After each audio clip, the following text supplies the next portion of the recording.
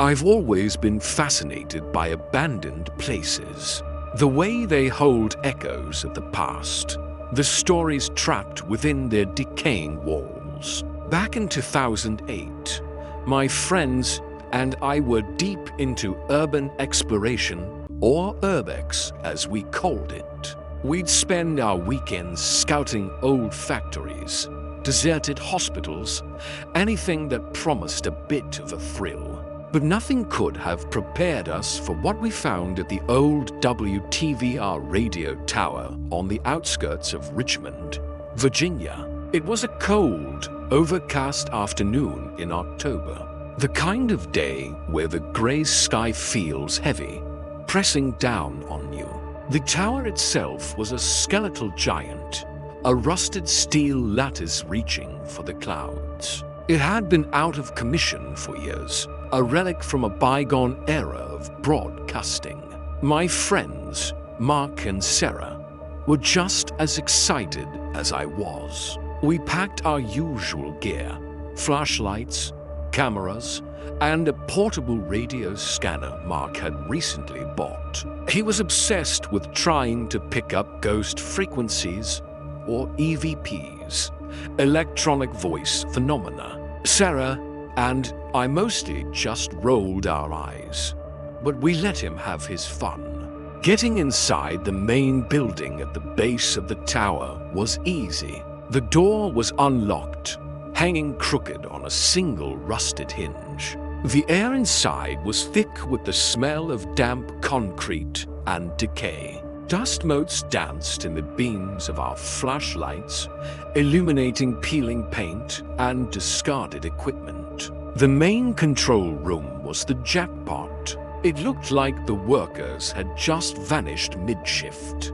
Old coffee mugs sat on desks, and papers were scattered across the floor, yellowed and brittle with age. In the center of the room was a massive broadcasting console, a beautiful beast of analog technology with dozens of knobs and sliders. Mark immediately got to work with his scanner, turning the dial and listening to the crackle of static.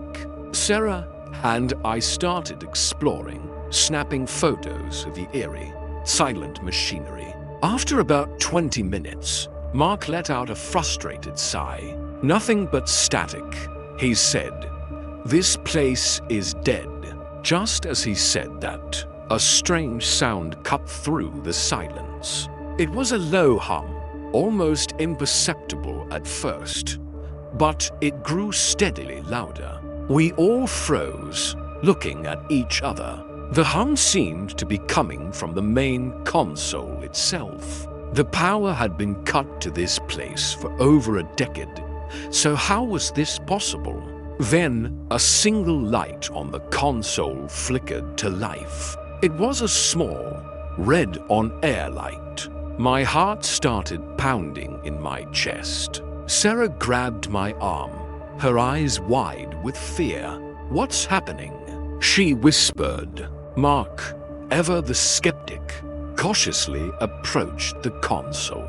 "It's got to be some kind of residual power," he said, trying to sound confident. But I could see the tremor in his hands. And then we heard it, a voice. It wasn't coming from Mark's scanner.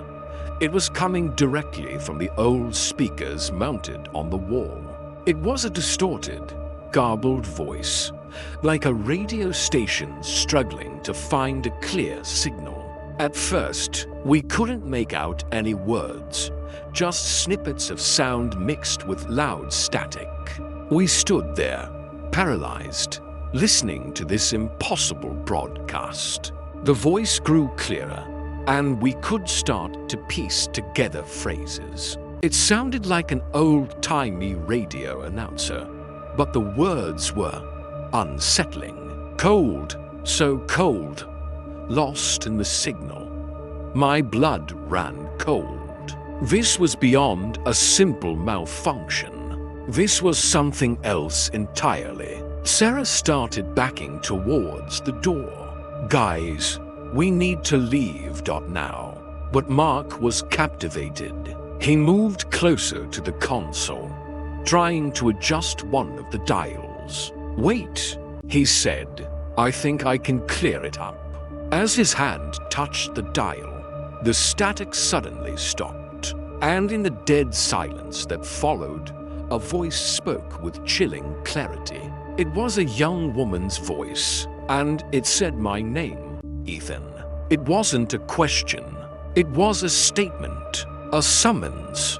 I felt like the air had been punched out of my lungs. Mark and Sarah stared at me, their faces pale masks of terror. How could it know my name? The voice spoke again, sounding closer this time, almost like it was whispering right behind me. "Ethan, I'm waiting." That's when we broke. We didn't say a word. We just turned and ran. We sprinted out of that building, not daring to look back, the sound of that voice echoing in our heads. We didn't stop running until we were back in the car, gasping for breath, our hearts threatening to burst from our chests. We never talked about what happened that day. Not really. We tried to rationalize it, to explain it away as a prank or a freak technical glitch. But we all knew, deep down, we knew what we heard was real. I never went back to that radio tower, and I gave up urban exploring for good. Some doors are left closed for a reason, and sometimes when the radio is on and it drifts between stations, I hear a faint whisper in the static, and it always knows my name. Back in 2008, I was a teenager living in a small, rural town in the Midwest. One of my favorite things to do was go on late-night drives with my best friend, Alex. Our town was surrounded by endless cornfields and dusty backroads, perfect for aimless wandering under the stars. The centerpiece of our local landscape was this massive, old radio tower that stood on a hill a few miles out of town. It was rusted, skeletal, and honestly, pretty creepy, especially at night when its single red light blinked like a lonely, watchful eye. One humid summer night, Alex and I were cruising around, windows down, listening to some random late-night talk show on the radio. As we got closer to the hill with the radio tower, the signal started to get fuzzy, filled with static. This was normal. The tower was old and mostly defunct, only broadcasting a weak signal for a local AM station that nobody listened to. But then, something weird happened. The static cleared for a moment, and through the crackle, a voice cut through. It was faint, distorted, and it said my name, Kevin. I slammed on the brakes. "Did you hear that?" I asked Alex, my heart suddenly pounding. He looked at me, confused. "Hear what?" "It's just static." I turned the volume up. The static hissed and popped, and then it happened again, a little clearer this time. "Kevin." It was a slow, drawn-out whisper, like it was being stretched. It sounded digital, but also strangely human. Alex's eyes went wide. "Okay, I heard it that time." What the heck was that? My curiosity got the better of my fear. We had to know what was going on. I parked the car at the base of the hill, and we started to climb, the red light of the tower guiding our way.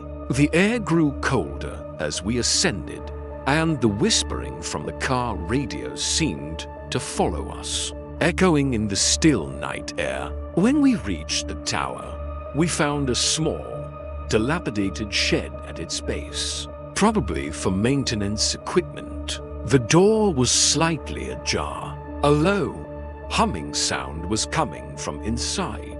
Peeking through the gap in the door, we saw a single bare bulb illuminating the room. In the center was a mess of old radio equipment, wires everywhere, and sitting in front of it was a small, dusty cassette recorder connected to the main transmitter. The tape was turning. As we watched, the whisper came from the car radio again, Kevin. And at the exact same time, we heard it from the cassette player inside the shed. It was a recording. Someone had recorded my name and was broadcasting it from this tower. My blood ran cold. This wasn't a ghost. It was something far more terrifying. Someone knew my name. Someone knew I'd be out here tonight. We didn't stick around to find out who.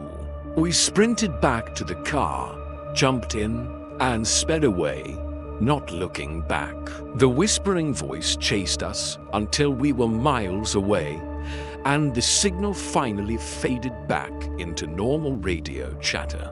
We never told anyone. Who would believe us? To this day, I have no idea who was in that shed or why they were broadcasting my name.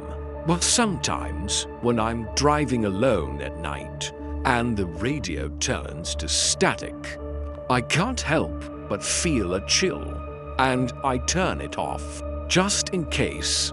Thanks for listening, and don't forget to like and subscribe for more stories. Stay safe out there.